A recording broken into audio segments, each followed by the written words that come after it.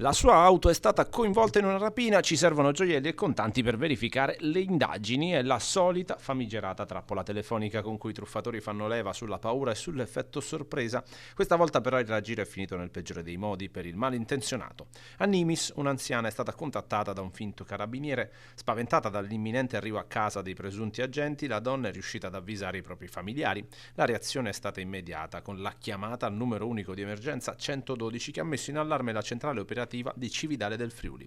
Sul posto intervenuti in pochissimi minuti i carabinieri della stazione di Tarcento insieme ai colleghi in borghese del NOR. Il truffatore, un 19enne arrivato dal Lazio, era già riuscito a farsi consegnare alcuni monili d'oro e 2 orologi. Appena varcata la soglia di casa, però, ad attenderlo ha trovato i veri militari. Per il giovane sono scattate le manette con l'accusa di truffa aggravata, mentre l'intera refurtiva è stata subito restituita alla donna.